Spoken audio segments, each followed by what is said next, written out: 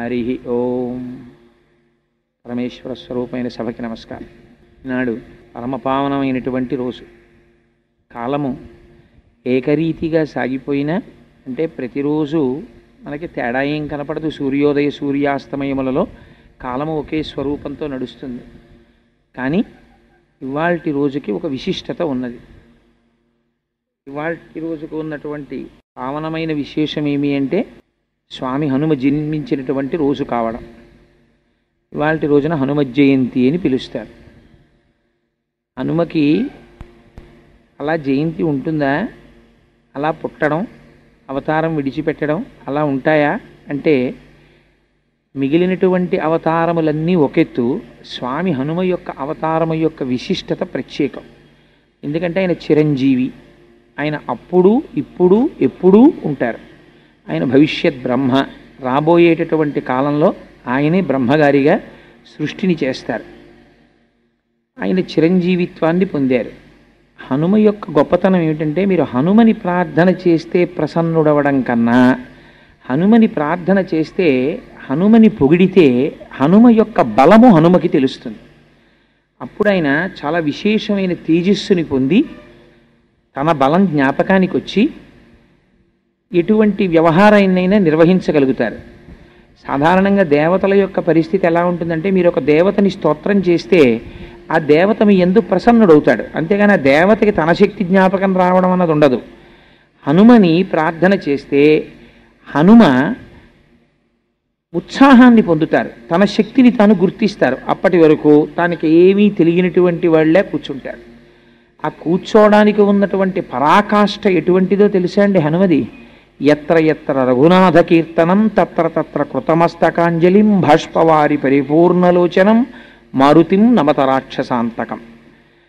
ఎలా కూర్చుంటారు అంటే ఎక్కడైనా రామకథ చెప్తూ ఉంటే, రామనామము చెప్తూ ఉంటే, రామ భజన చేస్తూ ఉంటే అందరికన్నా ముందు వస్తారట, అందరికన్నా ఆఖరణ పెడతారట.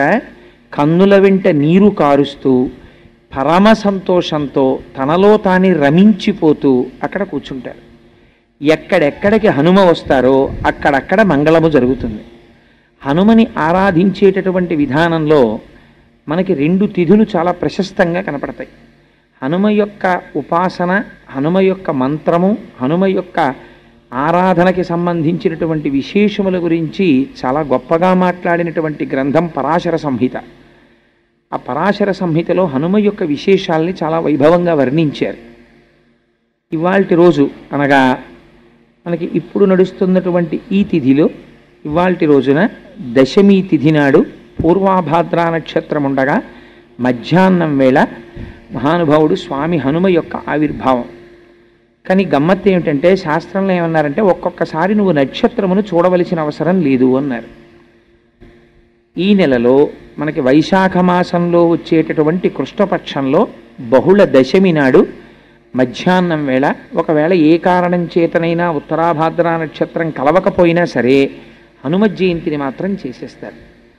సాధారణంగా ఒక విషయాన్ని పెద్దలు అంటూ ఉంటారు ఫలానా రోజు అని. కానీ మీకు ఒక సత్యాన్ని నేను ఇవాళ విజ్ఞాపన చేస్తున్నాను. రామాయణంలో ఎక్కడ అసలు వారముల గురించి మాట్లాడలేదు. మీరు కావాలంటే ఎక్కడైనా రామాయణం అంతా సంపూర్ణంగా చదివిన వాళ్ళకి దాని గురించి అవగాహన ఉంటుంది. రామాయణంలో వాల్మీకి మహర్షి వారముల యొక్క పేర్ల గురించి ఎక్కడా మాట్లాడలేదు. ఆదివారం, సోమవారం, మంగళవారం, బుధవారం అలా మాట్లాడలేదు. కేవలము తిథులు మాట్లాడారు, నక్షత్రములు మాట్లాడారు అంతే. మాసములు చెప్తారు. మాసములో వచ్చేటటువంటి కృష్ణపక్షమా శుక్లపక్షమా చెప్తారు. అందులో తిథి చెప్తారు. ఒక్కొక్కచో నక్షత్రములు ప్రస్తావన చేస్తారు తప్ప అది అసలు ఆదివారం, సోమవారం, మంగళవారం అనేటటువంటి ప్రస్తావన చెయ్యరు. ఎందుకని అంటే బహుశా త్రేతాయుగంలో వారములనేటటువంటిది కాలమును గణన చేయడంలో వినియోగింపబడలేదు. నెల, తిథి, నక్షత్రము అంతవరకే మాట్లాడతారు. అందుకే మీకు రామాయణం మొత్తం మీద ఎక్కడ వాల్మీకి మహర్షి నోటి వెంట ఫలానా రోజు ఫలానా వారము అన్న పేరు మీకు ఏ శ్లోకంలో కనపడదు. హనుమ జయంతికి సంబంధించి కూడా ప్రమాణం ఏం చెప్తారంటే వైశాఖ మాసంలో కృష్ణపక్షంలో ఏనాడైతే దశమి తిథి వస్తుందో ఆ దశమి తిథి నాడు పూర్వాభాద్రా నక్షత్రము ఉంటే ప్రశస్తం, పూర్వాభాద్ర నక్షత్రం లేకపోయినా నువ్వు దాని గురించి విచారించవలసిన అవసరం లేదు. దశమి తిథి నాడు హనుమత్ జయంతి చేయవచ్చు. అయితే హనుమత్ జయంతి చేయడానికి యథార్థానికి ఒక ప్రధానమైన లక్షణం చెప్పారు.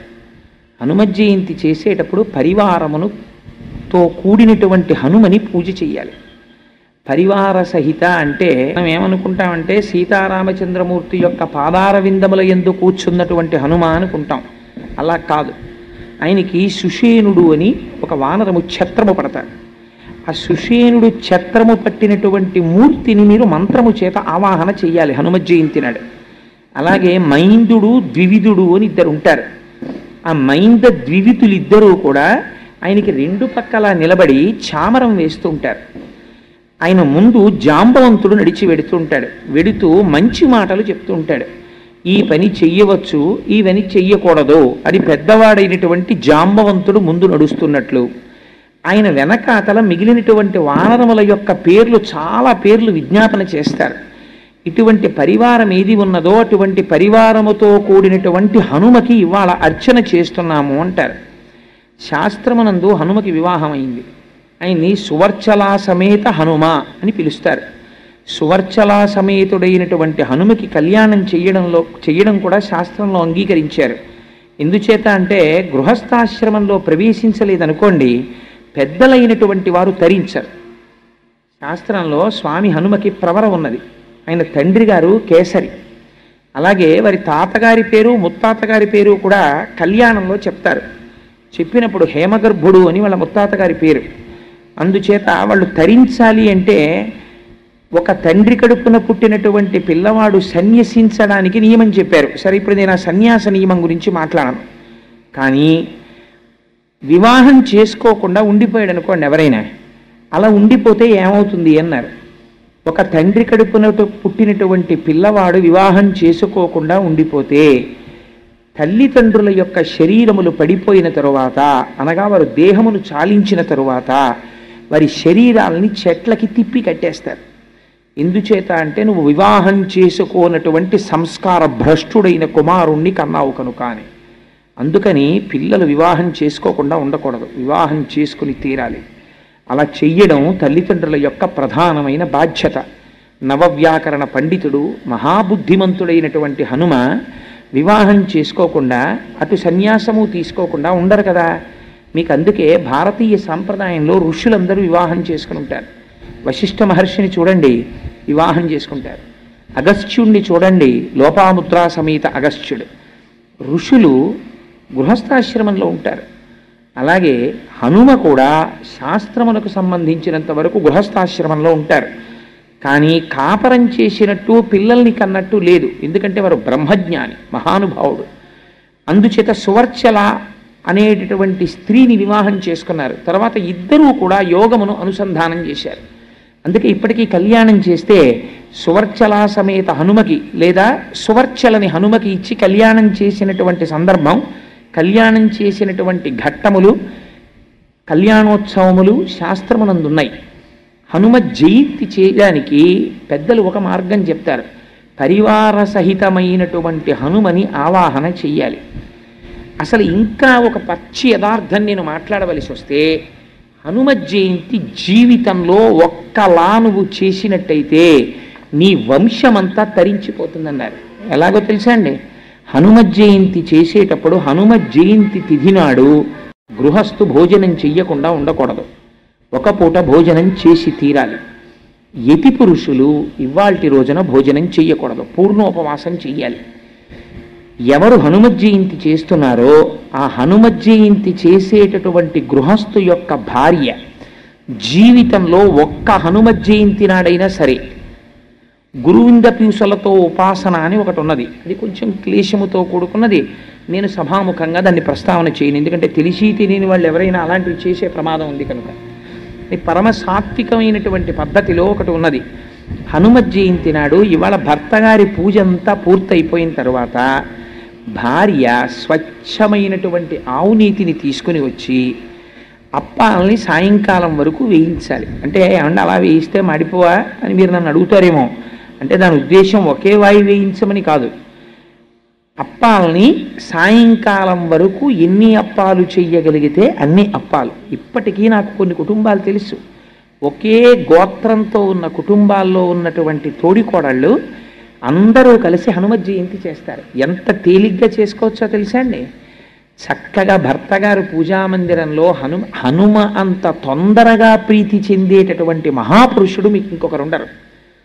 ఆయన అనుష్ఠానం చేసుకున్న తరువాత నీతిలో అప్పాలు చేసి సాయంకాలం సీతారామచంద్ర ప్రభువుకి హనుమ యొక్క పరివారమునకు మీరు మంత్రముతో వారికి స్వాగతము పలికి ఉపాసన చేసి నివేదన చేసి, సీతారామచంద్ర ప్రభువు యందు అపారమైన భక్తి కలిగిన వాడు, హనుమని ఉపాసన చేస్తున్నటువంటి వ్యక్తి హనుమ జయంతి నాడు మీకు తారసపడితే వారి ఇంటికి వెళ్ళేటటువంటి అంత చనువు మీకున్న, వారు మీ ఇంటికి వచ్చేటంతటి అనుగ్రహం వారికి మీ యందున్న ఒక విషయము చేత మీ జన్మ పండుతుంది అన్నారు.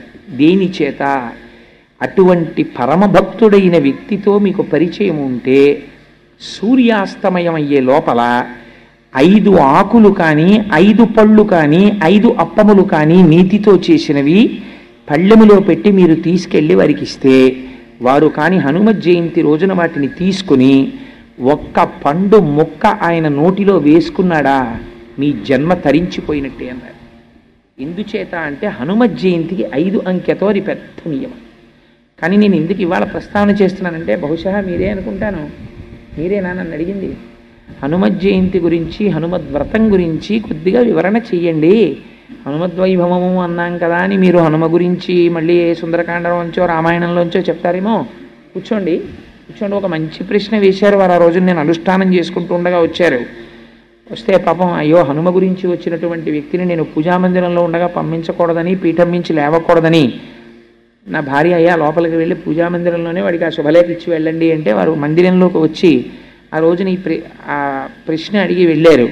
నేను పీఠం మీద కూర్చుని ఉండగా తప్పకుండా అన్నాను కనుక దాని గురించి ప్రస్తావన చెయ్యాలి కనుక చేస్తున్నాను ఇవాళ. లేకపోతే నేను ఈ పూజల గురించి చెప్పడానికి నాకు కొంచెం భయం, ఎందుకంటే దాని గురించి ఇంకా అనుమానాలు చాలా ఎక్కువైపోతాయి. లేకపోతే మా ఇంటికే 5 రకాల పళ్ళు పట్టుకుని వచ్చేస్తారేమో, సూర్యాస్తమయం అయిపోయింది కాబట్టి ఇంకా భయం ఏం లేదు, అయినా నేనంత భక్తుడిని ఇంకా అననుకోండి. మీ అందరికన్నా నేనేమన్నా భక్తుడినా? అసలు యథార్థానికి నేను పట్టుకు రావాలి మీ అందరిళ్ళకి 5 పళ్ళు. అందుకని శాస్త్రం ఏం చెప్పిందంటే 5 పళ్ళు ఒకే జాతికి చెందినటువంటి 5 ఫలాల్ని ఇవాల్టి రోజున సీతారామచంద్ర ప్రభువు యొక్క పాదముల యందు అపారమైన భక్తి కలిగినటువంటి వాడు, హనుమని సేవించేటటువంటి వాడు, అటువంటి వారి ఇంటికి వెళ్ళగలిగిన చనువు నీకుంటే, ఎందుకనంటే ఇలాంటి పవిత్రమైన తిథుల యందు వారికి ఒక అధికారం ఉంటుంది. అందరితో మాట్లాడవలసిన అవసరం ఏమి ఉండదు, అనుష్ఠానం చేసుకుంటారు, లేకపోతే ఏదో చదువుకుంటారు కాబట్టి వాళ్ళు మాట్లాడడం కుదరదండి. నైమిత్తిక తిథులు అంటారు వీటిని. నిత్యము నైమిత్తికము అని 2 ఉంటాయి. నిత్యము సంధ్యావందనం ప్రతిరోజు చేస్తాడు, నైమిత్తికము అంటే ప్రత్యేక తిథులు. వీటి యందు కొన్ని ప్రత్యేకమైన పనులు ఉంటాయి, అవి చేస్తే జన్మ తరిస్తుంది, అవి సులభ మార్గములు. అందుచేత వారు తీసుకోవాలని ఏం లేదు. కానీ మీకు అటువంటి చనువు ఉందనుకోండి, చనువు ఉండి మీరు ఇస్తే వారు పుచ్చుకున్నారనుకోండి, పుచ్చుకుని ఆయన ముక్క నోట్లో వేసుకున్నారనుకోండి, మీ జన్మ తరించిపోయినట్టే. ఎందుకని అంటే అది సాక్షాత్తు హనుమ యొక్క స్వీకారమే, వారు తీసుకున్నట్టే లెక్క అని చెప్పింది పరాశర సంహిత. నేనేం నా సొంతంగా ఏదో అభూత కల్పనలు చేసి చెప్తున్నాను అనుకోకండి మహాప్రభో. వేదికల మీద నేనటువంటి అబద్ధాలు ఆడను అంటే దిగిపోయాక చెప్తావా అనకండి. ఎప్పుడూ చెప్పను, ఎప్పుడైనా ప్రారంధం తప్పి చెప్పవలసి వస్తే ఈశ్వరుడును మన్నించుగాక. సరే, అందుచేత 5 అంకె మీద పండు, 5 అంకె మీద ఆకు, 5 అంకె మీద నీతి అప్పములు. కనీసం వచ్చేసారి మీకు ఎవరైనా చక్కగా ఆలయంలో అర్చన చేసేటటువంటి వారు, అటువంటి వాళ్ళు సీతారామచంద్రమూర్తిని నమ్ముకున్న భక్తులకు ఇవ్వండి. ఇస్తే మీరు తరిస్తారు. హనుమత్ జయంతి నాడు ఒక ప్రధాన నియమం ఉంది. మీరు వచ్చే సంవత్సరం మీ దేవాలయంలో హనుమత్ జయంతి చేసేటప్పుడు బాగా జ్ఞాపకం పెట్టుకోండి.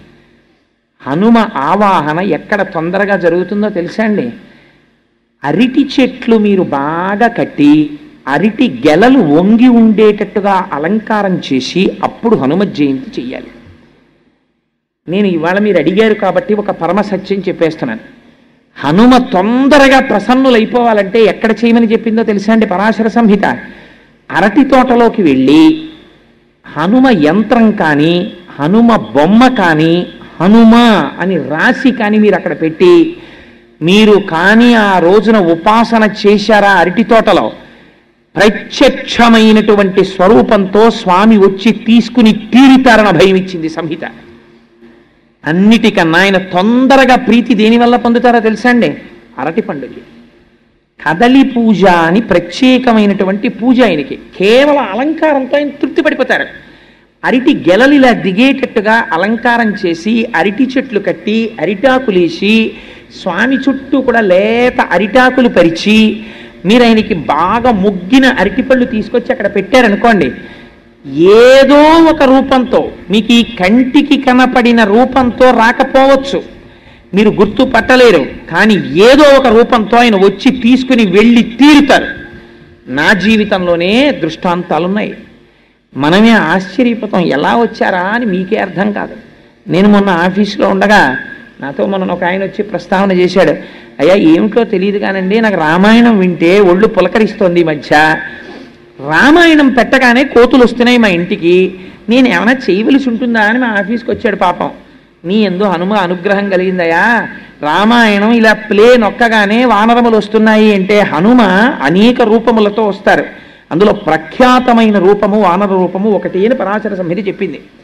అందుచేత తొందరగా ప్రసన్నుడై వస్తే స్వామి వానర రూపంలో వస్తారు. అందుచేత అరిటాకులతో అరటి చెట్లతో అరటి గెలలతో ఆలయమునకు అలంకారం చెయ్యాలి. లేదా హనుమత్ జయంతిని మీరు ఎక్కడ మందిరంలో చేస్తున్నారో అక్కడ అలంకారం చెయ్యాలి.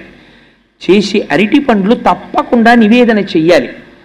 చేస్తే పరమప్రసన్నుడవుతాడు స్వామి. ఇది హనుమత్ జయంతి అంటారు. ఈ హనుమత్ జయంతి నాడు తప్పకుండా స్వామి హనుమ ఉన్నటువంటి దేవాలయంలో దర్శనం చేసుకోవాలి. హనుమ గురించి తప్పకుండా 4 మాటలు వినాలి. అయితే ఎవరు వినగలరు అన్నారు? ఎవరికి హనుమ యొక్క అనుగ్రహం కలగాలని హనుమ భావిస్తున్నారో వారు మాత్రమే వింటారు. అందరికీ అదృష్టం లభిస్తుందా? ఎవరికి ఆయన అనుగ్రహం కలుగుతుందో వారు మాత్రమే వింటారు. అందరూ వినడం అన్నది ఆయన అనుగ్రహం మీద ఆధారపడి ఉంటుంది. సరే, అందుచేత రెండవది మళ్ళీ తత్తుల్యమైనటువంటి రోజు వేరొకటి ఉన్నది. అది హనుమద్వ్రతము అని చేస్తారు. ఇది వైశాఖ మాసంలో వచ్చేటటువంటి బహుళ దశమి మధ్యాహ్నం స్వామి యొక్క ఆవిర్భావము కనుక హనుమత్ జయంతి.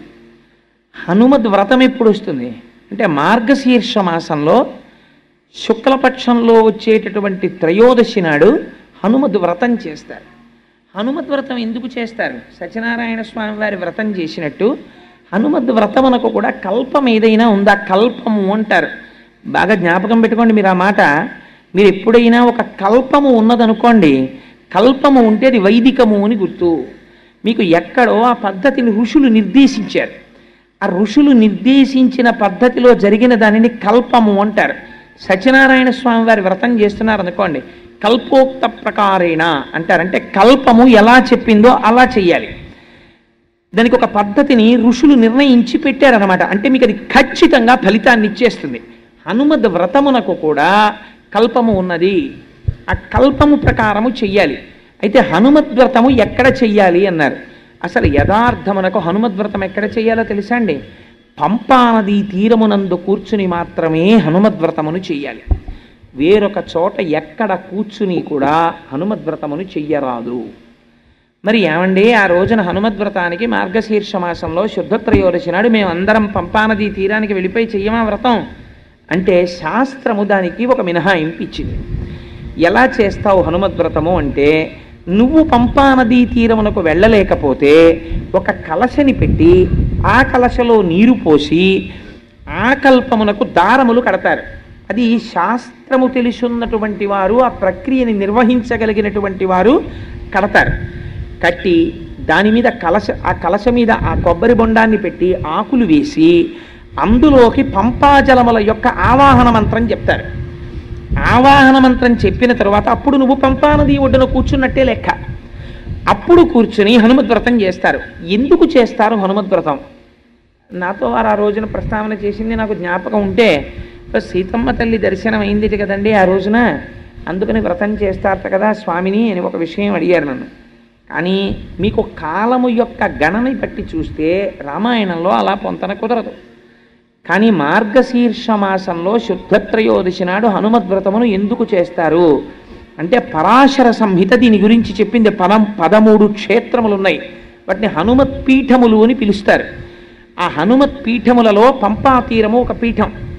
అలాగే మీకు హనుమద్ వ్రతాన్ని ఎందుకు చేస్తారు అంటే చంద్రవంశంలో సోమదత్తుడు అనబడేటటువంటి ఒక రాజు జన్మించాడు. ఆయనకి రాజ్య భ్రష్టత్వము వచ్చింది. రాజ్యమును ఆయన యొక్క శత్రువులు యుద్ధంలో ఓడించి తీసుకుపోయారు. ఆయన రాజ్యభ్రష్టత్వము వచ్చి వెళ్ళిపోయాడు.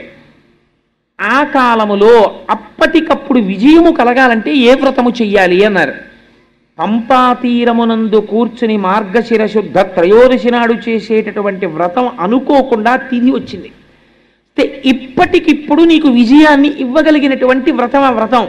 మరి ఎలా ఇప్పుడు పంపా తీరానికి వెళ్ళడం అంటే నీకేం భయం లేదయా, నువ్వు ఇక్కడే కూర్చుని ఉండు, నీకు కలశలోకి పంపా తీరమును ఆవాహన చేస్తాం అని ఆ రాజుతో వ్రతం చేయించారు. చేయిస్తే ఆయన పరమభక్తి శ్రద్ధలతో వ్రతాన్ని చేశారు. చెయ్యగానే హనుమ యొక్క అనుగ్రహం కలిగింది. హనుమ యొక్క అనుగ్రహం కలిగి విజయాన్ని పొందినటువంటి వాళ్ళల్లో ద్రౌపదీదేవి కూడా ఉన్నది. ద్రౌపదీదేవి కూడా హనుమ యొక్క ఆరాధన చేసినది. చేసి తన భర్తల యొక్క విజయాన్ని పొందగలిగింది. ఆయన కాలాతీతుడు, యుగములు మారిపోతుంటాయి కానీ హనుమ కనపడతారు మీకు. త్రేతాయుగంలో హనుమ ఉన్నారు, ద్వాపర యుగంలో హనుమ ఉన్నారు. గరుడ గర్భభంగాన్ని చేసినటువంటి వ్యక్తి హనుమి. అందుచేత సత్యభామ యొక్క గర్భభంగం చేసినటువంటి వారు కూడా హనుమే. ఎందుకంటే సత్యభామకి చాలా అహంకారం ఉండేది, నా అంత అందగత్తె లేదు ప్రపంచంలో అని. ఒకసారి కృష్ణ భగవానుడు అనుకున్నారు సత్యభామ యొక్క అందమునందు ఆవిడకున్నటువంటి అతిశయమును పోగొట్టాలి అని. తన భార్య యొక్క అందమునకు ఉన్నటువంటి అతిశయమును భర్తే పోగొడితే అది అంత మర్యాదగా ఉండదు, కొంచెం కఠినంగా మాట్లాడవలసి వస్తుంది. అందుకని కృష్ణ భగవానుడు చతురుడు కనుక ఆయన హనుమకి కబురు చేశారు, హనుమ ఒక్కసారి రావలసినది అని. అంటే హనుమ ఒక విచిత్రమైన స్వరూపం. గరుడు వెళ్ళి చెప్పారు కృష్ణుడు నిన్ను దర్శనానికి రమ్మంటున్నారు. కృష్ణుడితో మాకేం పని, మేము రామదర్శనం అయితేనే చేస్తామన్నారు. కృష్ణుడు ఆయనకి రామావతారమనందున్న ప్రీతి అటువంటిది. రాముడే పిలుస్తున్నాడని మళ్ళీ కబురు చేశారు. ఇందులో అంతర్భాగంగా గరుడ గర్భభంగం కూడా చేశారు. ఆయన చేస్తే రమ్మని కబురు చేశారు. చేస్తే గరుడు అనుకున్నాడు నా అంత వేగంగా హనుమ ఎక్కడెడతారు, పాపం చాలా వృద్ధుడు ఆయన, ఏదో ఆ తోటలో కూర్చునో పండు తింటున్నారు, అందుకని మీరంత వేగంగా వెళ్ళలేరేమో, నా మూపున కూర్చోండి మా స్వామి దర్శనానికి తీసుకెడతానన్నారు. అంటే హనుమ అన్నారు నా స్వామి రాముడా పిలిచినది అని ఒక్క దూకు దూకారు. గరుడుడి కన్నా వేగం ఉన్నవాడు ఉండడు కదా. గరుత్మంతుడు ఆశ్చర్యంగా ఇలా చూశారు, వెళ్ళిపోయారు. ఆయన ఎటు వెళ్ళిపోయాడు ఈయనని ఆయన గబగబా వచ్చారు అంతఃపురంలోకి. వచ్చే లోపల జరిగిన విచిత్రం ఏమిటో తెలుసా అండి, సుదర్శనుడు అడ్డొచ్చాడు. అక్కడ సుదర్శన చక్రం అడ్డొచ్చి లోపల రాముడు ఉండడం ఏమిటి, కృష్ణుడు ఉన్నాడు, నువ్వెలా పెడతావు, నా అనుగ్రహం లేకుండా నా అనుమతి లేకుండా వెళ్ళడానికి వీల్లేదన్నాడు. ఈయనెవరు నాకు అడ్డు రావడానికి అని చటుక్కుని చేత్తో పట్టుకుని నోట్లో పెట్టుకుని మింగేశారు. ఆయన మింగేసి లోపలికి వెళ్ళిపోయారు. వెళ్ళిపోయి రామచంద్రమూర్తి పాదముల కృష్ణుడు రాముడిగా దర్శనమిచ్చారు. ఆయనకి దర్శనం ఇవ్వగానే వెళ్ళి రాముడి పాదముల మీద పడిపోయి కన్నీటితో అభిషేకం చేసేశారు. చేసేసి పక్కకి చూశారు, మా అమ్మ సీతమ్మ పాదాలేవని. ఇలా పైకి చూశారు, సత్యభామాదేవి నిలబడింది. స్వామి ఇదేమిటి మీ పక్కన మా అమ్మ కదా ఉండాలి, దాసి ఉన్నదేమి అని అడిగారు. అడిగితే సత్యభామ ఆశ్చర్యపోయింది. ఆశ్చర్యపోతే కృష్ణ భగవానుడు అన్నాడు ఈమె దాసి కాదు, ఈ అవతారమునందు నా పత్ని సత్యభామ, మీ అమ్మ సీతమ్మ రుక్మిణీ అంశతో ఉన్నది అన్నారు. అప్పుడు సత్యభామకు అర్థమైంది. అప్పుడు కృష్ణుడు అన్నారు నువ్వు లోపలికి వచ్చేటప్పుడు హనుమా నిన్నెవరో అడ్డగించలేదా అన్నారు. అడ్డగించకే స్వామి, మీరు అలా అంటే గుర్తొచ్చింది, ఎవరో సుదర్శన చక్రంట, నువ్వెలా లోపలికి ఎడతావన్నాడు, స్వామి మింగిశాను అడ్డొస్తోందని. ఉండండి మీరు అలా అన్నారు కాబట్టి వదిలేస్తాను బయటికని గభాలంలో త్రేణుకు త్రేయించి పక్కన పారేశారు. అప్పుడు సుదర్శన చక్రానికి కూడా గర్భభంగం అయింది. అప్పుడు వచ్చాడు గరుత్మంతుడు. హనుమ వచ్చారా ఇటని, రావడం ఏమిటి లోపలికి వెళ్ళి మాట్లాడడం కూడా అయిపోతోందన్నారు. అప్పుడు వచ్చి నిలబడ్డాడు తెల్లబోయి చూసి, గరుత్మంతుడా చూశావా హనుమ వేగం అన్నారు. నన్ను మించిన వేగం లేదనుకునేవండి స్వామి, ఇంతమందికి ఏకకాలమునందు పాఠం చెప్పేశారు. గరుత్మంతుడికి గర్వభంగం అయిపోయింది, సుదర్శనుడికి గర్వభంగం అయిపోయింది, సత్యభామకి గర్వభంగం అయిపోయింది.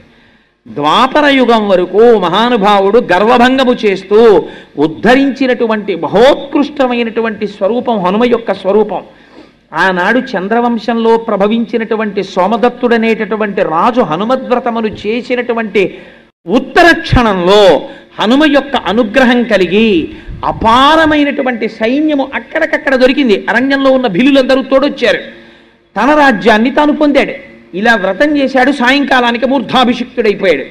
ఆనాటి నుంచి చంద్రవంశ ప్రభు అయినటువంటి సోమదత్తుడు చేసి ఫలితమును పొందినటువంటి మహోత్కృష్టమైనటువంటి వ్రతము కనుక ఇప్పటికీ మార్గశీర్ష మాసంలో శుద్ధ త్రయోదశి తిథి నాడు హనుమద్ వ్రతమును చేస్తారు.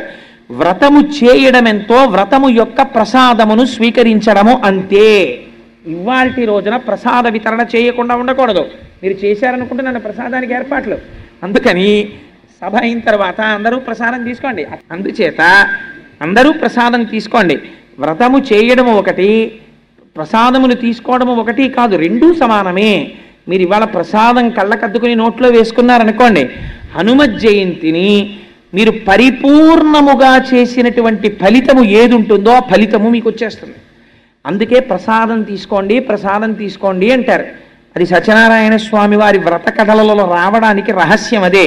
అందుకే 5 అధ్యాయాలుగా కథ చెప్తారు. రేపు ఎలాగో అదేమి ఊరు కందికుప్పలో ఉంది. కందికుప్పలో సత్యనారాయణ స్వామి వారి కథ ఎందుకు చెప్తారు, 5 అధ్యాయాలు ఎందుకు చెప్తారు, ఎందుకు ఆయనకి మీసాలు ఉంటాయి, ఎందుకు అసలు సత్యనారాయణ వ్రతం చేస్తారు, ఈ విషయాల మీద కందికుప్పలో మాట్లాడబోతున్నాం. సరే, అది ఇక్కడ చెప్పడం, ఇది అక్కడ చెప్పడం ఎందుకు వచ్చిన అల్లరి. అందుకని ఇక్కడ హనుమ గురించి చెప్పమన్నారు, హనుమ గురించి చెప్తాను. అందుచేత హనుమద్ వ్రతము చేసిన, హనుమత్ జయంతి చేసిన ఆ ఫలితమును పొందడానికి మీరైనా కూర్చుని చేసుకోవాలి. లేదా సులభమేది, కనీసము ప్రసాదమును కన్నుల కద్దుకుని మహాభక్తితో స్వీకరిస్తే మీరు ఆ వ్రతమును చేసినటువంటి ఫలితమును అంతటినీ మీరు పొందుతారు.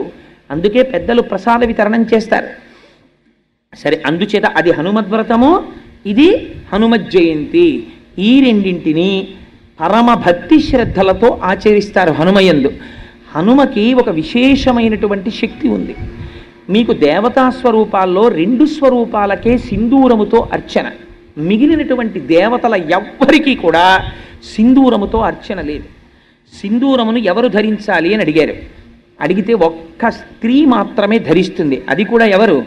సువాసినులైనటువంటి స్త్రీలు. వివాహమై భర్త కలిగినటువంటి స్త్రీలు, 5వ తనం ఉన్న వాళ్ళు ఎవరున్నారో వాళ్ళు తప్పకుండా పక్కపాపిళ్ళు అవి తీయమని శాస్త్రంలో చెప్పలేదు. మధ్యపాపట తీసి, అదేమిటంటే అలా కూడా చెప్పారా అని మీరు అనుమానపడతారేమో. కోటేశ్వరారు అబద్ధాలు చెప్పారంటే మీరు వ్యాఖ్యానం చదువుకోండి. దీర్ఘమైన మధ్యపాపిడి తీసి పాపట యొక్క ప్రారంభమునందు సింధూరముతో అలంకారము చేసి తీరాలి. అలా చేస్తే ఏమవుతుంది? భర్తకి ఆయుర్దాయం పెరుగుతుంది. భర్తకు ఆయుర్దాయం పెరిగితే తనకు 5వ తనం నిలబడుతుంది.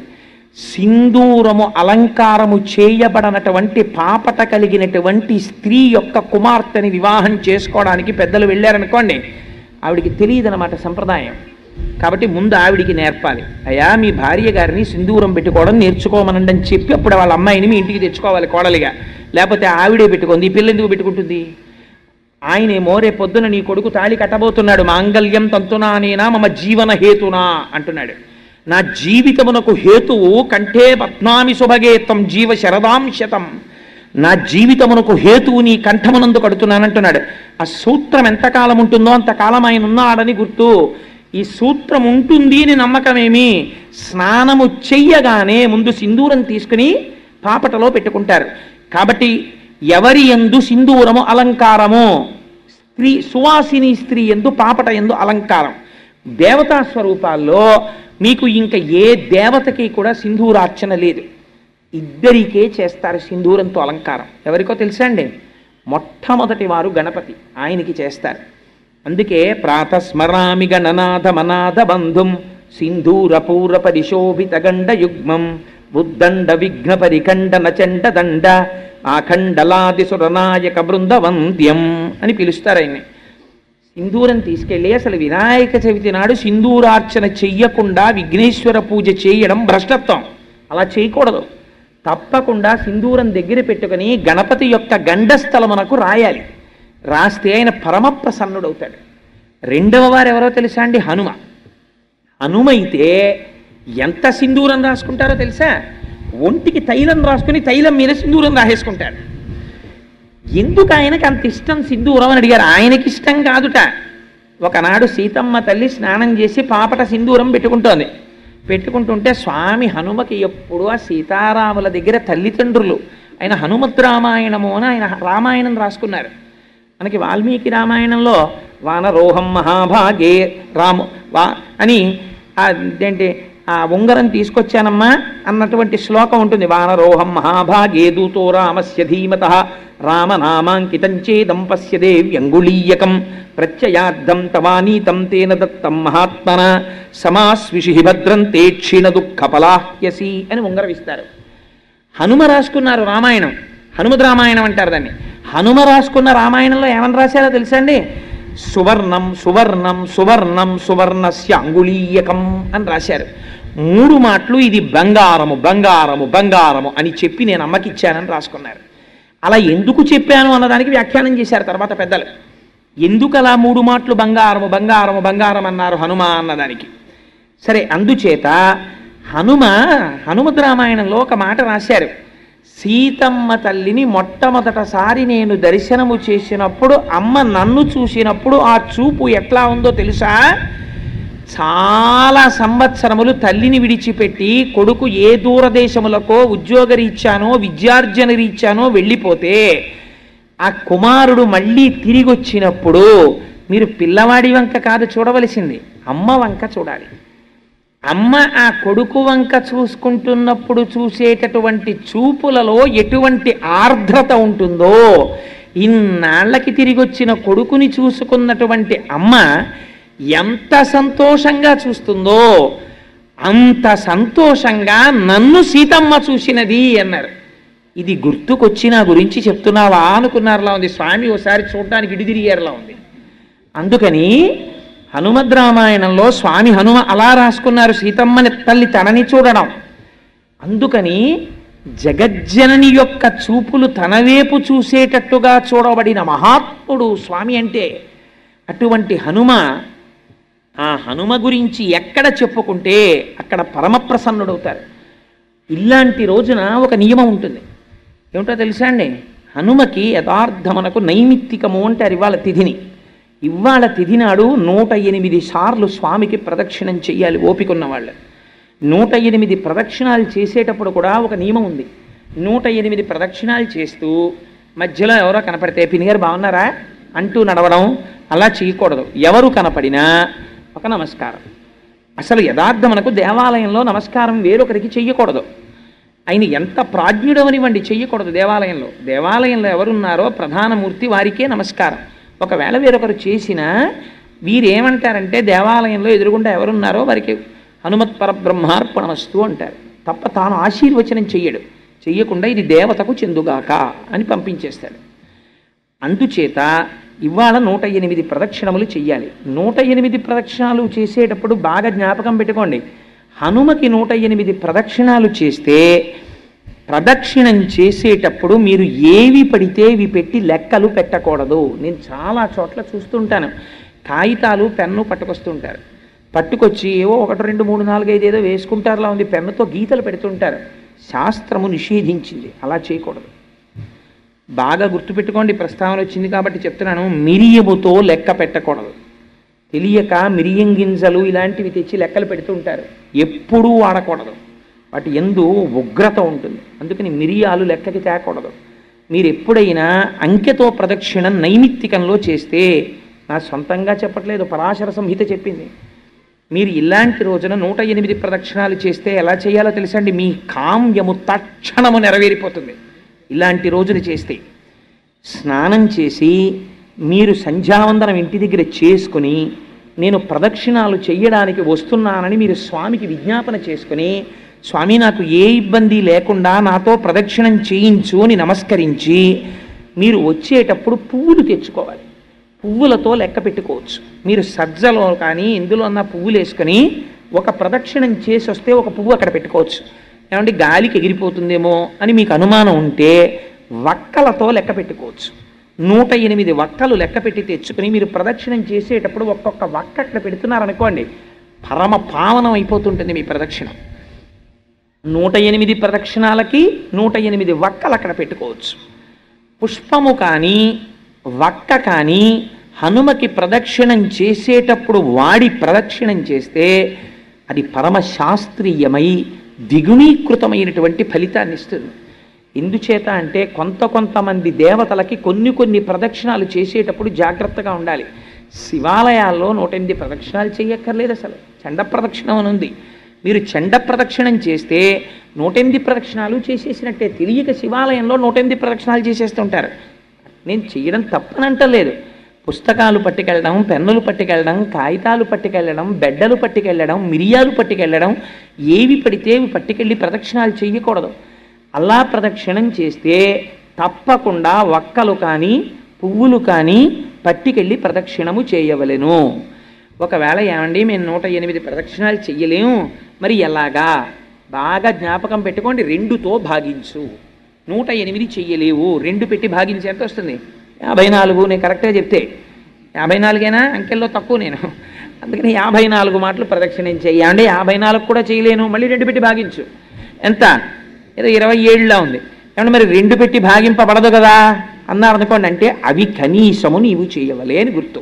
ఇంకా 2 చేత భాగింపబడదంటే 27 ప్రదక్షిణాలు కూడా చేసేటంతటి శరీర స్థితి నాకు లేదు అని నువ్వు అనుకుంటే అప్పుడు 11 మార్లు చేయాలంటే అది కూడా నేను చెయ్యలేను అంటే యథార్థమునకు చేయలేను అంటే బాగా తినేసి వచ్చానండి చేయలేనంటే కాదు, లేకపోతే ఓపిక లేదండి అంటే కాదు, ఎగ్గొట్టే మార్గాలకు కాదు. నీ శరీరము నిన్ను అనుమతించకపోతే, అంతగా రోగగ్రస్తమై ఉంటే శరీరము, అప్పుడు 5 కూడా నేను చెయ్యలేను. 3 అది కూడా చెయ్యలేను. 1 అది కూడా చెయ్యలేను. మానసికం చేస్తే అపారమైన ప్రయోజనము. మనుష్య జన్మ ఎత్తి హనుమ జయంతి నాడు మీరు హనుమ దేవాలయానికి వెళ్ళక, హనుమ గురించి వినక, ప్రార్థనా శ్లోకము చెప్పక మీ రోజు గడిచిపోయింది అనుకోండి, మీ జీవితంలో ఒక మహద్భాగ్యాన్ని మీరు వదిలిపెట్టేసినట్టే. అందుకే ఇవేమీ చేయలేకపోతే ఏం చేస్తావు? అంత భక్తుడి ఇంటికి నీకు అనుమతి ఉంటే నీ ఇష్టం వచ్చినట్టు వెళ్ళి క్యూలు కట్టి ఇస్తానంటే కుదరదు. ఆయనకి ఇష్టం అయితే పుచ్చుకుంటాడు అంతే. నీకు అంత చనువు ఉంటే మాత్రమే ఆయనకి 5 పళ్ళు ఇస్తే ఆయన పుచ్చుకుని నోట్లో వేసుకుంటే నీ జన్మధన్యమైపోయినట్టని చెప్పింది శాస్త్రం. ఇన్నింటినీ ఎందుకు అనుగ్రహిస్తారో తెలుసా అండి? అంత సర్వోత్కృష్టమైనటువంటి తిథి, అంత గొప్ప తిథి హనుమత్ జయంతి అంటే. అలాగే స్వామికి ఆకు పూజ అని చేస్తుంటారు. స్వామికి ఆకు పూజ ఎందుకు చేస్తారు? ఎవరైనా చెప్పండి చూస్తాను. తమలపాకులతో పూజ చేస్తుంటారు కదా, మేము ఇవాళ హనుమకి ఆకు పూజ చేయించామండి అంటారు. చాలా తప్పు మాట. నేను ఒక పరమ పవిత్రమైన విషయాన్ని ప్రస్తావన చేస్తున్నాను తప్ప నేను ఎవరిని చిన్నబుచ్చాలని కానీ ఒకరి తప్పు ఎత్తి చూపించాలన్న ప్రయత్నము నేను చెయ్యడం లేదు. ఎవరైనా ఒకవేళ నాకన్నా తెలియని వాడు ఇక్కడ సభలో ఉంటే వాడు హనుమ యొక్క అనుగ్రహంగా కొంచెం దిద్దుకోవడం కోసం ప్రస్తావన చేస్తున్నాను తప్ప నేను ఎవరిని శాసించి చెప్పడానికి, ఎవరి తప్పెత్తడానికి నేను ప్రయత్నము చేయడము లేదు.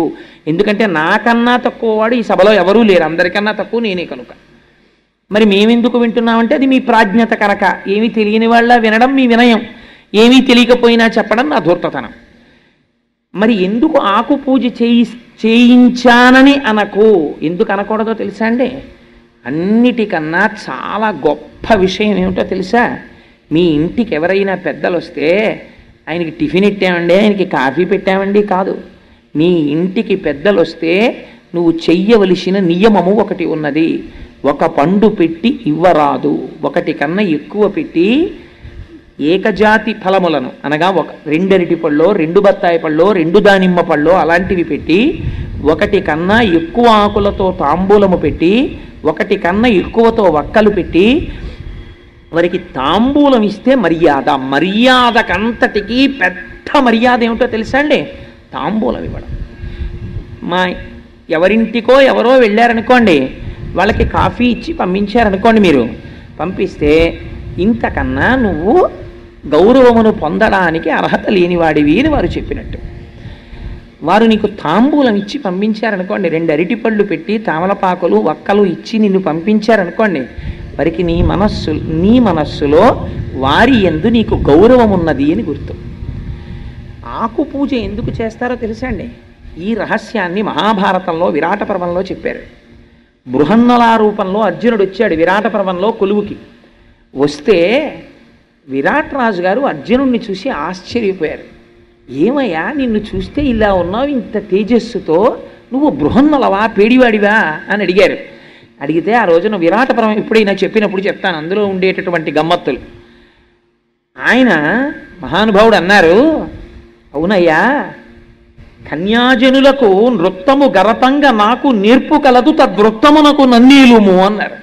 నేను కన్యామునులకు వృత్తం నేర్పుతానయ్యా, నాకు నాట్యం నేర్పుతాను, ఆ పదవి నాకు ఇప్పించవయ్యా చాలన్నారు. అంటే విరాట్ రాజు గారు అన్నాడు, నువ్వు అంతకన్నా చాలా గొప్పవాళ్ళ కనపడుతున్నావయ్యా, శౌర్యం తేజస్సు ఎక్కడికి పోతుందండి? శాతనఖగ్రఖండిత లసన్మజ కుంజర కుంభముక్త ముక్తాతత శైల అంటారు తిక్కన గారు. అటువంటి మహాపరాక్రమవంతుడైనటువంటి అర్జునుడు పేడివాడిగా నాట్యం నేర్పుకోవడమా? నిన్ను చూస్తే నాకు అలా కనపట్టలేదో, నువ్వు చాలా ఉత్కృష్టమైన తేజస్సుతో ఉన్నావు, అందుకని ఉండు, నీకు తాంబూలం ఇస్తాను అన్నాడు. అని ఉత్తరని పిలిచి, అమ్మా ఈ మహానుభావుడికి తాంబూలం ఇచ్చి నమస్కరించు అన్నాడు. ఎందుకో తెలుసా అండి తాంబూలం ఇవ్వడం? నీ యందు ఏదో నేను అర్థం చేసుకోలేని గొప్ప తేజస్సు ఉంది.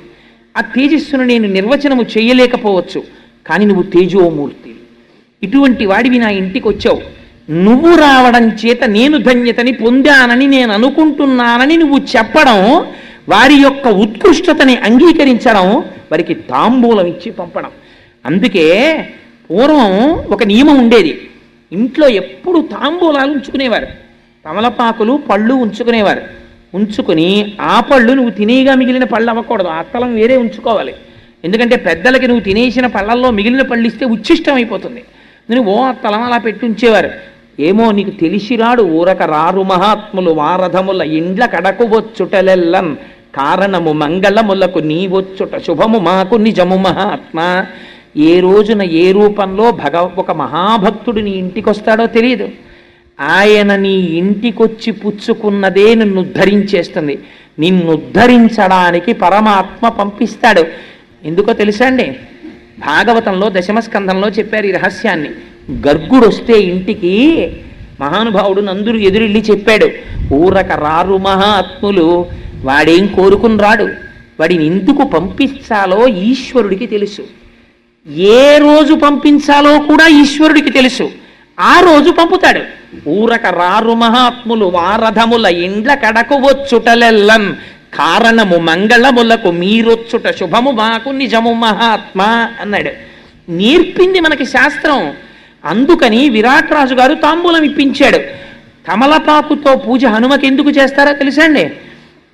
మహాధీరుడైన వాడెవరైనా ఉంటే, బ్రహ్మజ్ఞాని మహాభక్తుడైన వాడైతే మీరు తాంబూలం ఇస్తారు. ఆయన మహావీరుడు. హనుమ కన్నా వీరుడు ప్రపంచంలో ఉండడు. ఎందుకని అంటే హనుమకి అసలు ఆయుధం లేదు, ఆయనకి రూపాలున్నాయి. ఒక్కొక్కసారి దాసాంజనేయుడుగా ఉంటాడు, అప్పుడు పరమభక్తితో ఇలా ఉంటాడు. ఒక్కొక్కసారి ఉగ్రాంజనేయుడుగా ఉంటాడు. మీరు అటువంటి ఫోటోలు ఎప్పుడైనా చూశారో లేదో, చూస్తే భయం వేస్తుంది. అసలు వాళ్ళమునకు తోకతో ఇలా నిప్పు పట్టుకుని నిలబడతారు. అసలు అటువంటి మూర్తిని పెట్టుకోవడం కూడా చాలా కష్టం. ఉగ్రాంజనేయుడుగా ఉంటాడు. ఒక్కొక్కసారి పంచముఖ ఆంజనేయుడుగా ఉంటారు. అదేమిటంటే ఆంజనేయుడికి అలా శిరస్సులు ఉంటాయా అని మీరు తెల్లబోతారు. అసలు ఇప్పుడు నేను ఆ స్వరూపాల గురించి చెప్తే అదో 9 రోజుల ప్రసంగం, అందుకని నేను వాటి జోలికి వెళ్ళను, కేవలం ప్రస్తావన మాత్రం చేస్తానంతే. అందుకని పంచముఖ ఆంజనేయుడు అని ఉంటారు, అది ఒక స్వరూపం. ఇవన్నీ ఎవరు?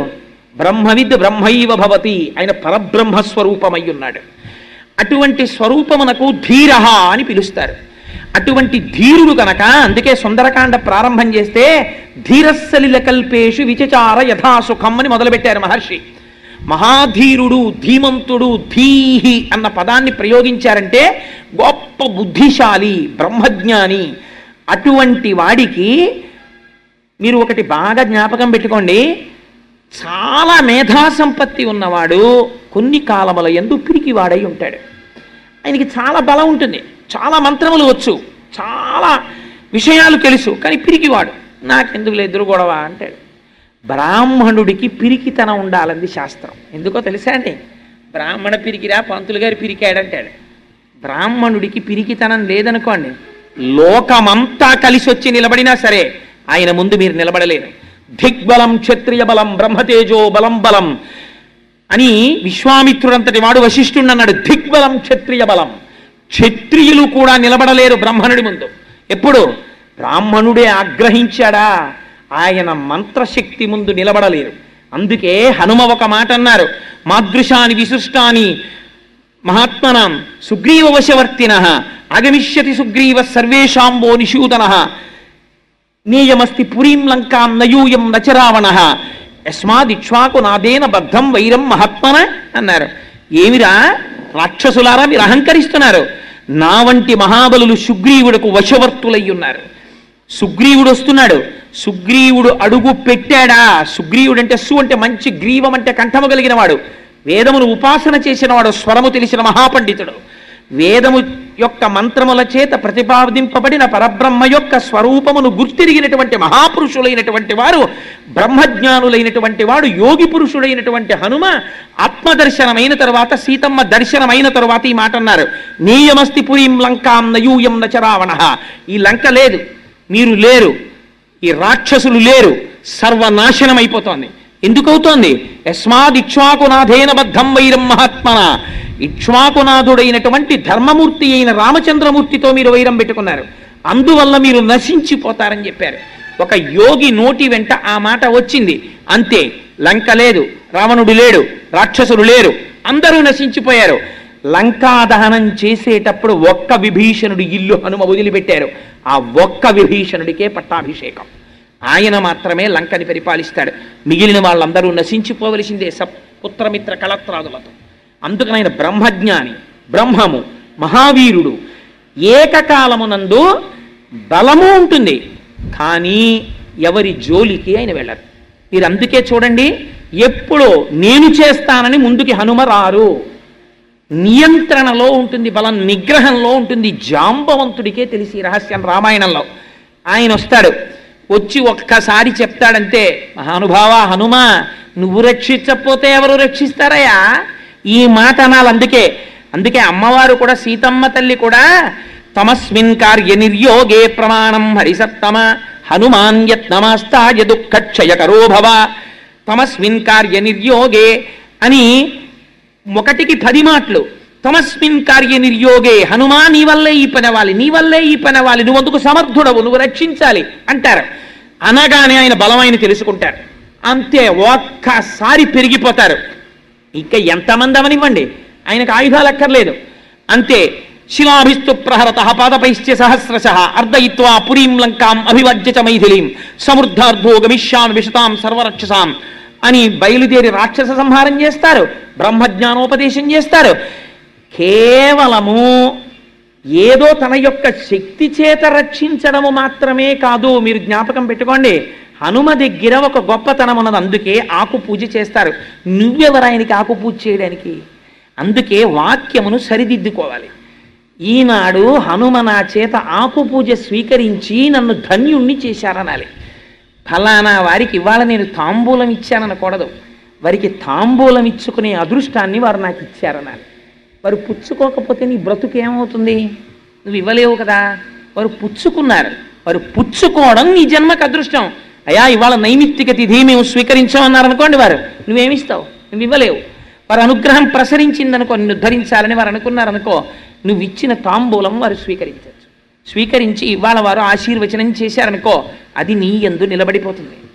అందుచేత హనుమ కేవలము శరీర బలంతో రక్షించడమే అని మీరు అనుకుంటున్నారేమో.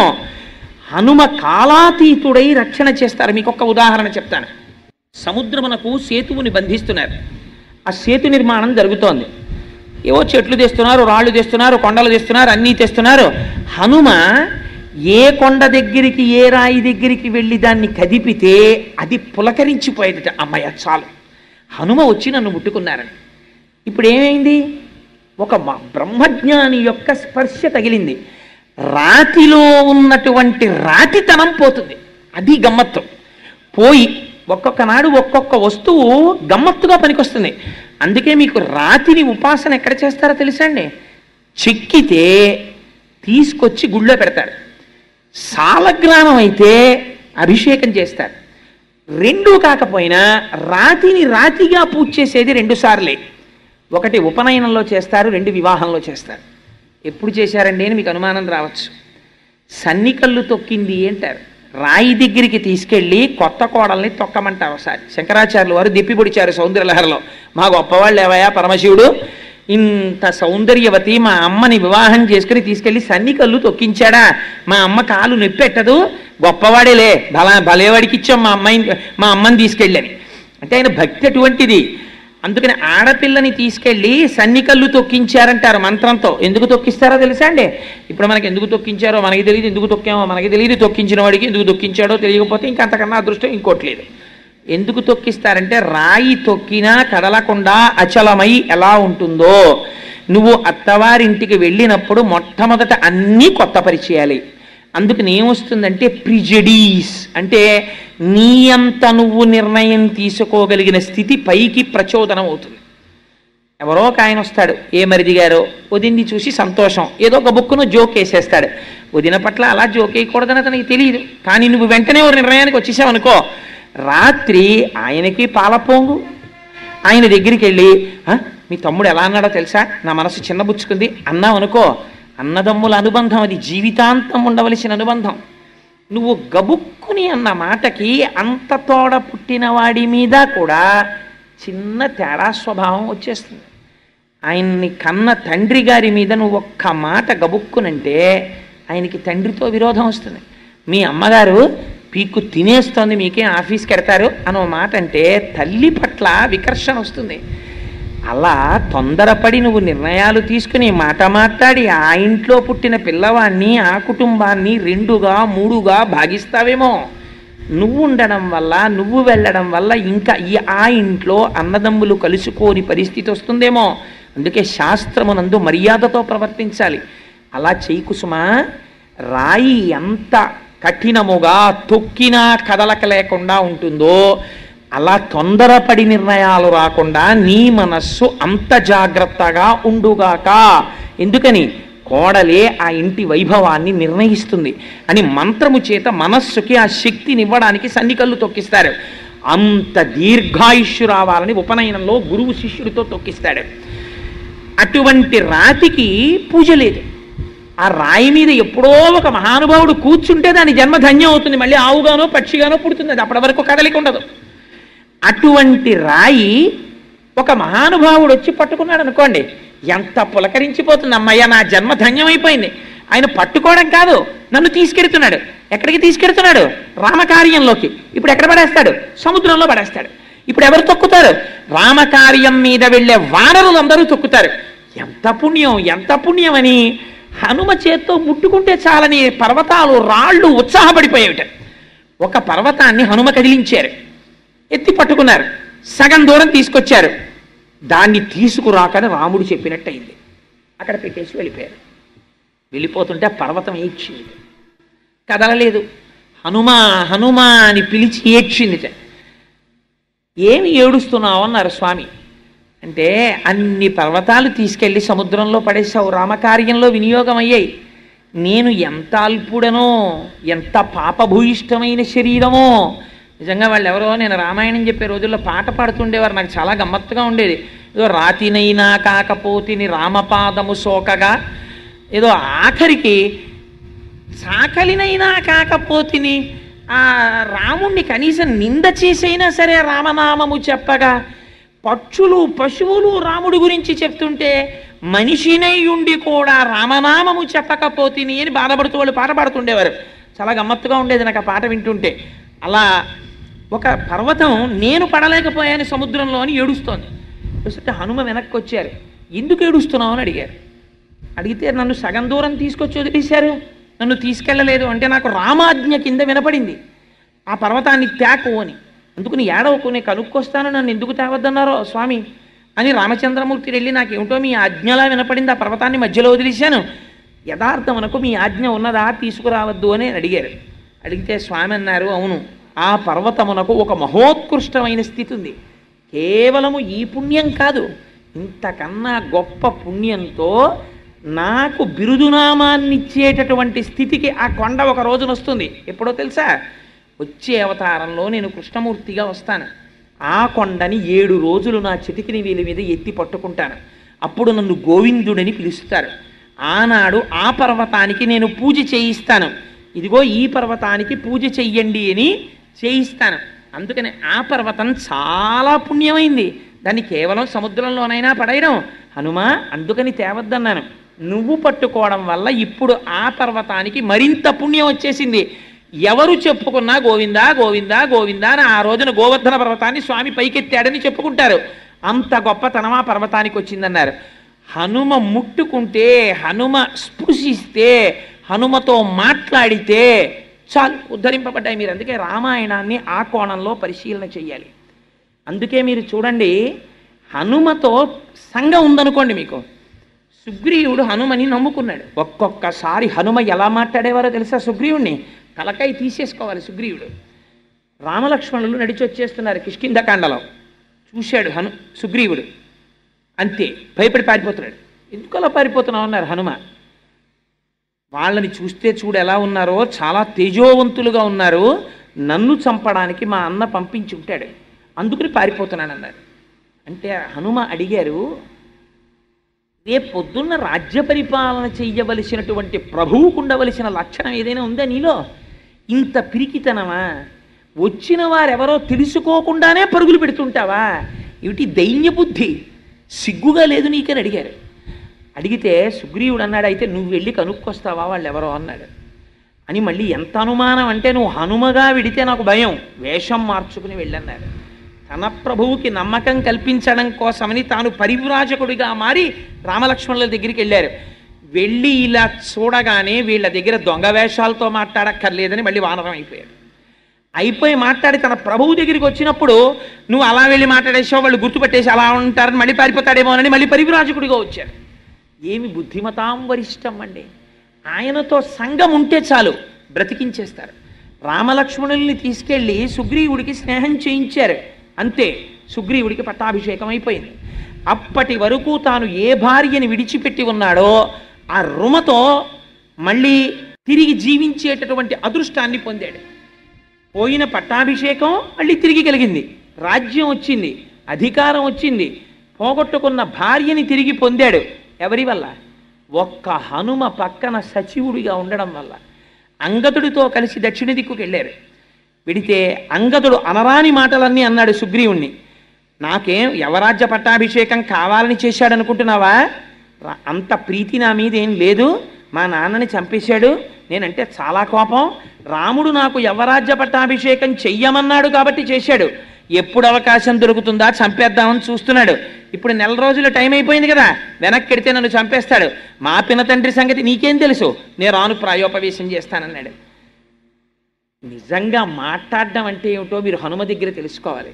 ఆయన అన్నారు, ఏమిటో విర్రడివి ప్రాయోపవేశం చేస్తానంటే, వీళ్ళందరూ నీ వెనకాల వస్తున్నారని ప్రాయోపవేశం చేస్తానంటున్నావు, వీళ్ళందరూ నీతో ప్రాయోపవేశం చెయ్యరు.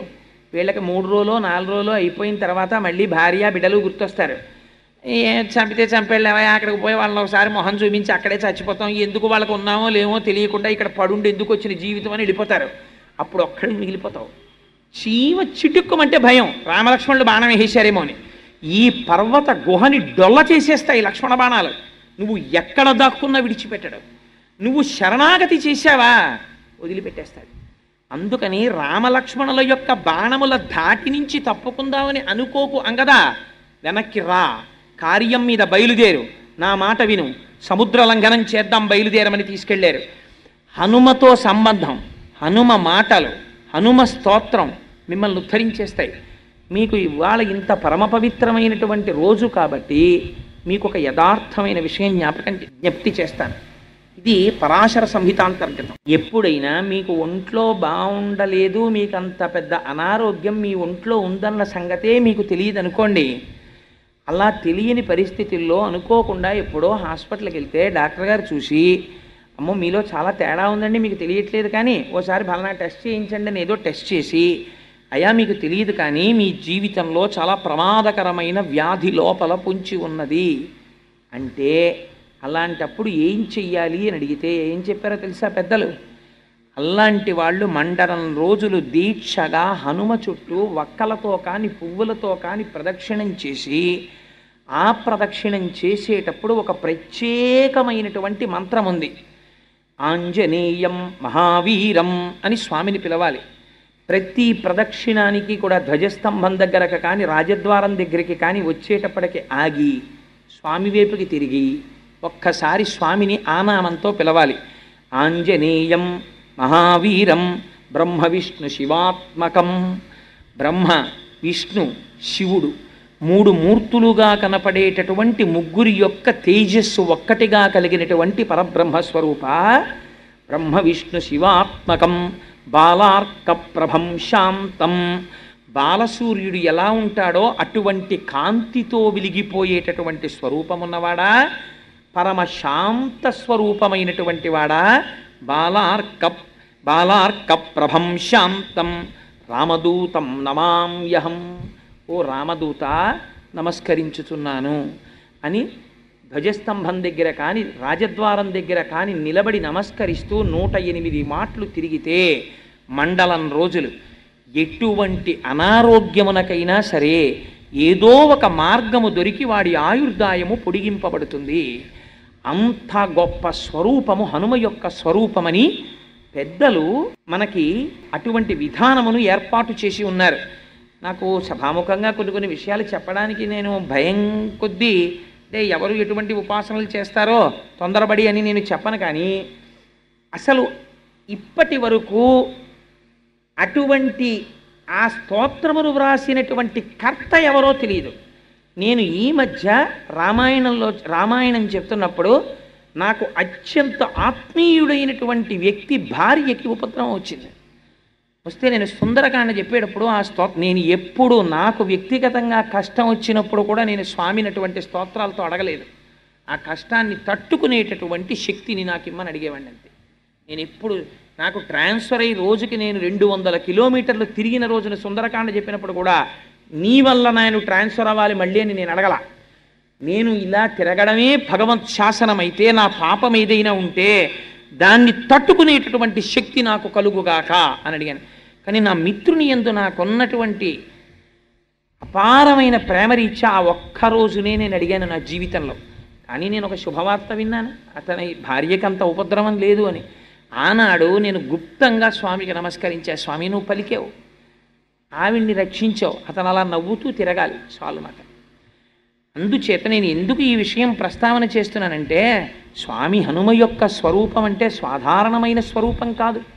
మీరు ప్రదక్షిణం చేసి నమస్కరించినంత మాత్రం చేత అనారోగ్యమును చక్కదిద్దగలిగిన వాడు. అందుకే హనుమ గురించి పెద్దలు ఒక మాట చెప్తారు.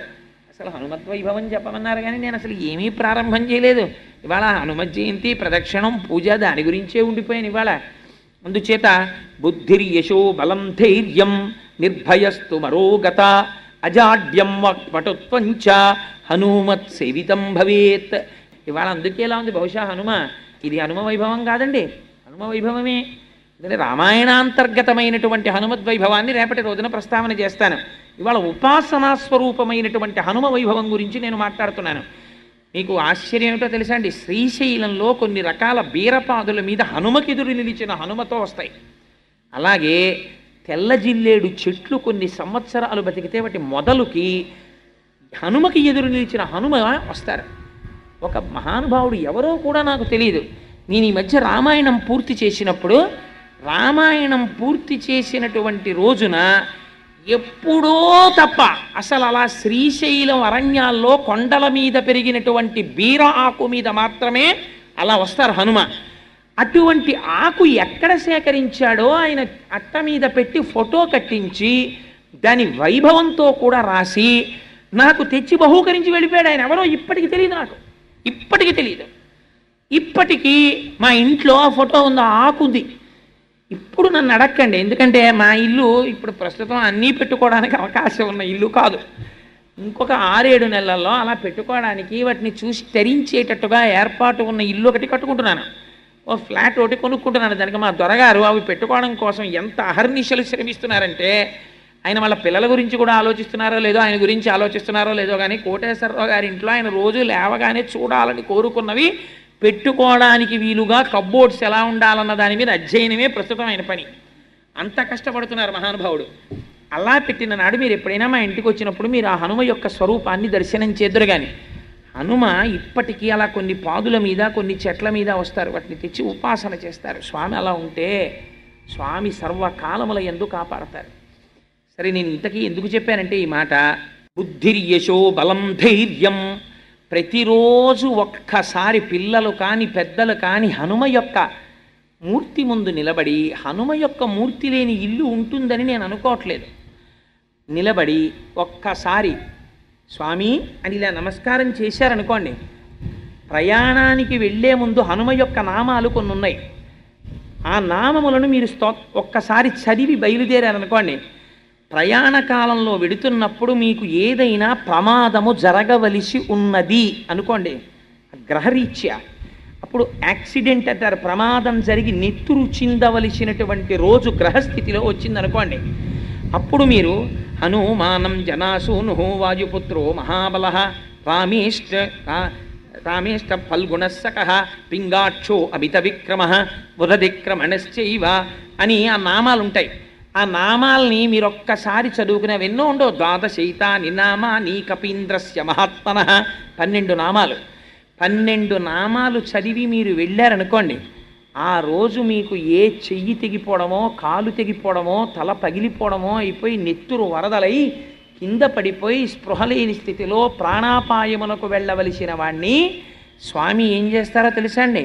మీరు బస్సు ఎక్కుతూ ఉండగా పైకి లేచిన ఏ రేకో కాలుకు తగిలి ఒక్క నెత్తురు బొట్టు కారి వదిలిపెట్టేస్తుంది. జరగదా? జరుగుతుంది. ఎలా? వరద కింద వెళ్ళిపోవలసిన నెత్తురు ఒక్క బొట్టుతో కింద పడి వదిలిపెట్టేస్తుంది. అంత శక్తి స్వరూపం స్వామి, మహానుభావుడు, పిలిస్తే పలికేటటువంటి స్వరూపం హనుమ. అందుచేతనే బుద్ధిర్యశో బలం ధైర్యం. ప్రతిరోజు పిల్లలు హనుమకి నమస్కారం చేశారనుకోండి, బుద్ధి విశేషణమైన ప్రచోదనాన్ని పొందుతుంది. యశో అపారమైనటువంటి కీర్తిని పొందుతాడు. బలం శరీరాంతర్గతమైనటువంటి బలం ఉంటుంది. ధైర్యం, బలముండి పిరికితనముండి ప్రయోజనమేమి? ధైర్యం ఉండాలి. ఆ ధైర్యం వస్తుంది. బ్రాహ్మణుడికి పిరికితనం ఉండడం శ్రీరామరక్ష ఒక రకంగా. ఎందుకో తెలుసా అండి? వాడికి కానీ తెంపరితనం వచ్చేసింది అనుకోండి, బ్రాహ్మణుడికి చాలా ప్రమాదం వచ్చి. అందుకే పురాణాల్లో పాడైపోయిన వాడి గురించి ఉదాహరణ చెప్పవలసి వస్తే బ్రాహ్మణే చెప్తారు. గుణనిధి మొదలైన వాడి ఎక్స్ట్రీమ్స్, వాడు ఉద్ధరించిన వాడే, పతనమైపోయిన వాడే, రెండు వైపులా.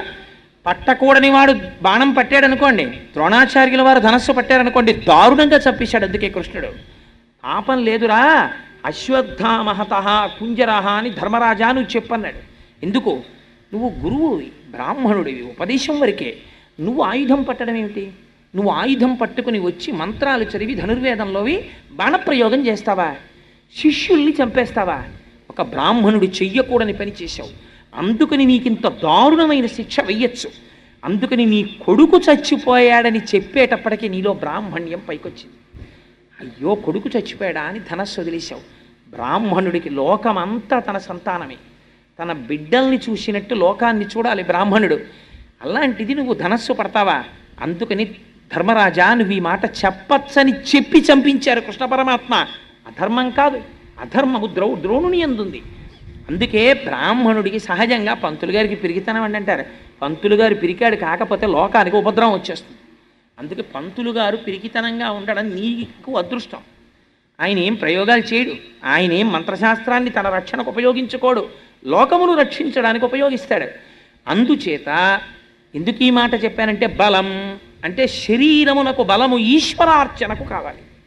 అందుకని ఆ బలం ఇస్తాడు. బుద్ధిర్యశో బలం ధైర్యం, ధైర్యాన్ని ఇస్తాడు ఆయన. బుద్ధిర్యశో బలం ధైర్యం నిర్భయత్వమరోగత. అదేమిటండి ధైర్యానికి నిర్భయత్వానికి తేడా ఉంటుందా అని మీకు అనుమానం రావచ్చు. ధైర్యము అన్న మాటకు అర్థం ఏమిటో తెలుసా అండి? ధైర్యం అంటే ఏదో ఏమన్నా అక్కడ 2 కార్లు గుద్దేసుకున్నాయంటే అమ్మో నాకు చాలా భయం అండి నేను చూడండి అంటే చూడగలిగేటట్టు చేసేయడం ధైర్యం అని కాదు దాని అర్థం. ధైర్యము అంటే కష్టము వచ్చినప్పుడు కూడా భగవంతుని యొక్క పాదములు విడిచిపెట్టకుండా గొప్ప పూనికతో ఈశ్వరుడి పాదములే పట్టి ఈ కష్టము నా కర్మ ఫలితముగా వస్తే ఇంత చిన్న ఫలితముతో సరిపెట్టి నన్ను కృతకృత్యుణ్ణి చేసి రక్షించిన భగవంతుని పాదములు విడిచిపెట్టనన్న పూనిక నీయందు నిలబెట్టిన ఈశ్వర ప్రచోదనమునకో ధైర్యమని పేరు. నిర్భయత్వం, ప్రతిదానికి భయపడిపోవడం, మానసిక రుగ్మత అది పోగొట్టడం నిర్భయత్వం. అరోగత, ఎప్పుడు రోగం. రోగం రెండు రకాలు. ఉన్న రోగం ఒకటి, లేని రోగం ఆపాదించుకోవడం ఒకటి. ఎందుకని ఒక్కొక్కడు ఉంటాడు, మీరు చూడండి, ఇనప ముక్కలా ఉంటాడు, కానీ నాకండి ఏమిటో అంటాడు. డాక్టర్ కూడా చెప్తాడు నీకేం లేదురా మహాప్రభో అంటాడు. వీడు మాత్రం తిరుగుతూనే ఉంటాడు. నేను చాలామందిని చూశాను జీవితంలో, కొంతమంది స్నేహితుల్ని చూశాను. ఏమంటే అలా ఉన్నామంటే డాక్టర్ గారి దగ్గరికి వెళ్ళానండి. ఏ డాక్టర్ గారి దగ్గరికి? లోపలికి వెడితే 200, బయటకు వస్తే 200 డాక్టర్ గారి దగ్గరికి వెళ్ళానండి. ఆయన్ని చూపించుకున్నాను, 1000 రూపాయలు టెస్టులు రాశారు, అన్నీ రాసి ఏం పిడరాయలే ఉన్నావు, నీకేం జబ్బు ఏం లేదురా, నువ్వు ఇవాళ నుంచి భోజనం మానేసి ఇనపగుళ్ళు తిని జీర్ణమైపోతుంది అన్నాడండి. మరి ఏం ఉత్సాహంగా ఉండాలి కదా, అదే తెలియట్లేదు మాస్టారు, ఇక్కడ ఏంటో చురుక్కుమంటుంది, ఏం లేదంటాడు. ఏంటంటాడు? వాడికి ఏం లేదు, వాడికి చురుక్కు, వాడి మానసిక బాధ. ఇది పోగొట్టడం అరోగత. నిర్భయత్వం, అరోగత. అజాడ్యం, జాడ్యం లేకుండా చేయడం, అది అంతకన్నా ప్రమాదం. అంటువ్యాధి. అంటువ్యాధి రెండు రకాలు. ఒకటి తనంత తానుగా వచ్చిన అంటువ్యాధి, రెండోది ఇంకోడికి అలా చేసేస్తాడు వాడు. ఒక్కొక్కడు ఉంటాడు, వాడి సాన్నిహిత్యంలోకి, వాడి స్నేహంలోకి మీరు వెళ్ళారనుకోండి, మిమ్మల్ని పిరికివాడిని చేసేస్తాడు, మిమ్మల్ని నాస్తికుణ్ణి చేస్తాడు, మిమ్మల్ని పనికి మాలిన వాడిని చేస్తాడు. ఎందుకని? వాడి ప్రసంగం యొక్క ధాటి ఎటువంటిది, వాడు మిమ్మల్ని ఉద్ధరించాడు, పతనము వైపుకి తీసుకెళ్ళిపోతాడు. ఇలాంటి దిక్కుమాలిన ఆలోచన మనస్సు ఎందు లేకుండా చేయడం అజాడ్యం. వాక్పటుత్వం చ. వాక్పటుత్వం అంటే సభలోకి వెళ్ళి గంటల గంటలు మాట్లాడడం కాదు. ఆ మాట, ఆయన నోటి వెంట వచ్చిన మాట విన్న వాళ్ళ యొక్క జీవితములు చక్కదిద్దేటట్టుగా, వారికి ఉన్నటువంటి లోపములను దిద్ది వారిని మంచి మార్గము వైపుకి నడిపించేటటువంటి శక్తి వాక్కునకు ఆవాహన అయి వాక్కును అగ్నిగా మార్చి అజ్ఞాన దాహకత్వము చేయగలిగినటువంటి జ్ఞానము వాక్కునందు ప్రచోదనము చేయగలిగినటువంటి శక్తి ఈశ్వరానుగ్రహముగా ఒకటి వాయువునందు నిక్షేపింపబడి వాక్కుగా మారితే వాక్పటుత్వం చ. హనుమత్ సేవితం లభేత్. ఎవరు హనుమ యొక్క పాదములు పట్టి సేవిస్తున్నారో వారికి లభిస్తాయి.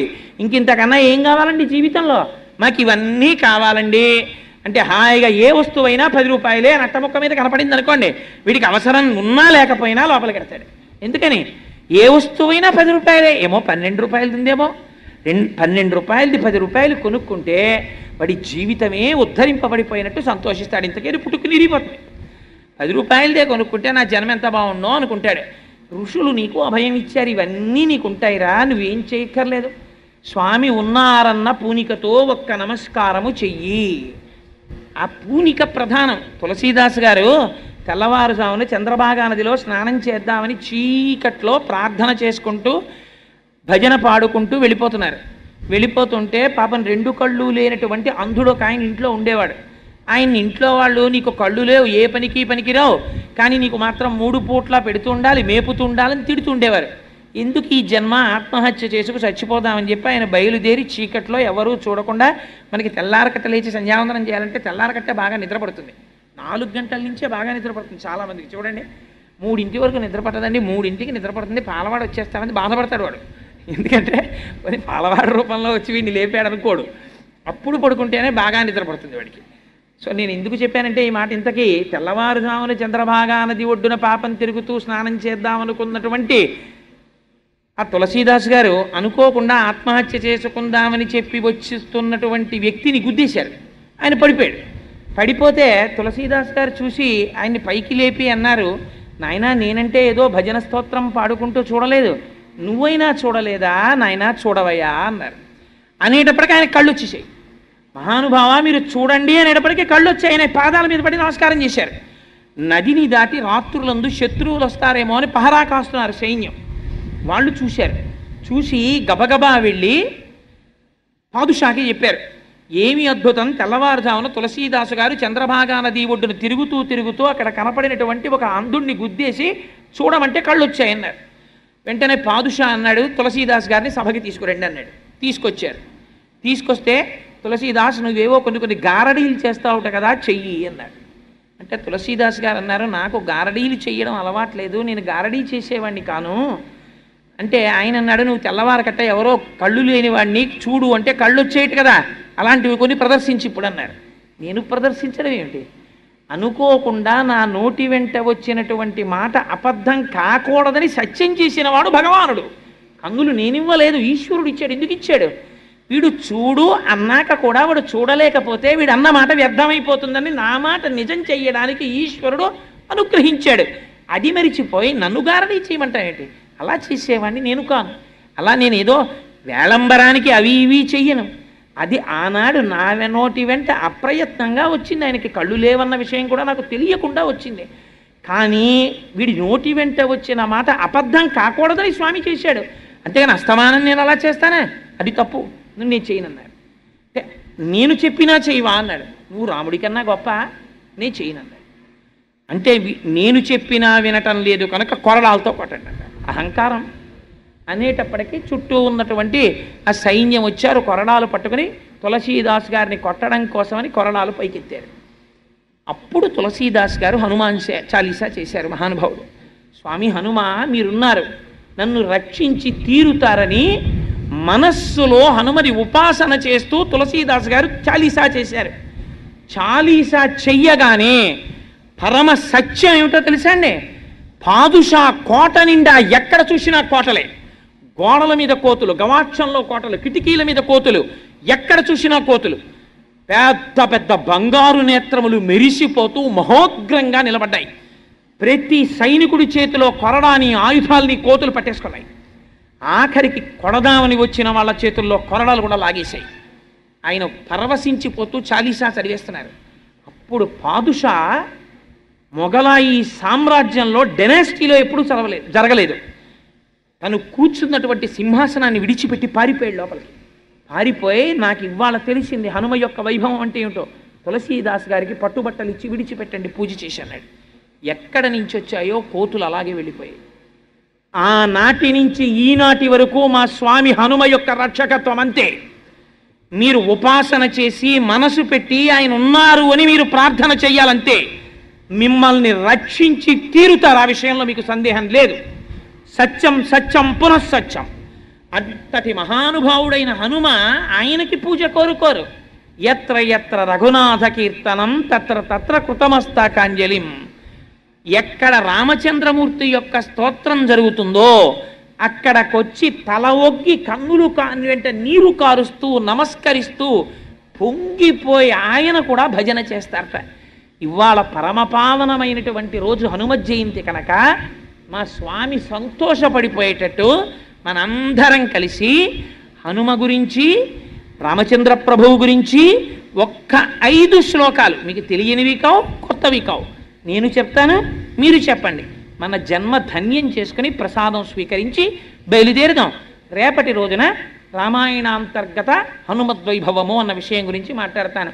మీరు ఆ రోజు వేసిన ప్రశ్న ఒకరోజు ఉపన్యాసం అంతటినీ తీసేసుకోండి. అయినా మంచి మాటలే మాట్లాడాం కదా, మీకు తృప్తి అని నేను అనుకుంటున్నాను. కూర్చోండి హాయిగానే. అందరూ చెప్పండమ్మా ఈ 5 శ్లోకాలు. గోష్పదీకృతవారాసిం మశకీకృతరాక్షసం. స్వామికి వినపడాలి, సంతోషించాలి, నా బిడ్డలు ఎంత ఆనందంగా చెప్తున్నారని. మశకీకృతరాక్షసం రామాయణ మహామాలా రత్నం వందే అనిలాత్మజం అంజనానందనం వీరం జానకీ శోకనాశనం కపీశమక్షహంతారం వందే లంకాభయంకరం మనోజవం మరుతతుల్యవేగం జితేంద్రియం బుద్ధిమతాం వరిష్టం వాతాత్మజం వనరయూధముఖ్యం శ్రీరామదూతం శిరసా నమామి. ఆపదామపహర్తారం దాతారం సర్వసంపదాం లోకాభిరామం శ్రీరామం భూయో భూయో నమామ్యహం శ్రీరామచంద్రం శ్రితపారిజాతం సీతాముఖాంబోరుహ చించరీకః సమస్తకల్యాణగుణాభిరామః నిరంతరం మంగళమాతనోతు. మంగళాశాసనపరైః మదాచార్యపురోగమైః సర్వైశ్చ పూర్వైరాచార్యైః సత్కృతాయాస్తు మంగళం. మంగళం కోసలేంద్రాయ మహనీయగుణాత్మనే చక్రవర్తితనూజాయ సర్వభౌమాయ మంగళం. ఉమాకాంతాయ కాంతాయ కామితార్థప్రదాయినే శ్రీగిరీశాయ దేవాయ మలినాథాయ మంగళం. కరచరణకృతం వా కర్మ వాక్కాయజం వా శ్రవణనైనజం వా మానసం వాపరాధం విహితమవిహితం వా సర్వమేత్తక్షమస్వ. శివ శివ కరుణాబ్ధే శ్రీ మహాదేవ శంభో. సర్వం శ్రీ ఉమామహేశ్వర పరబ్రహ్మార్పణమస్తు. స్వస్తి.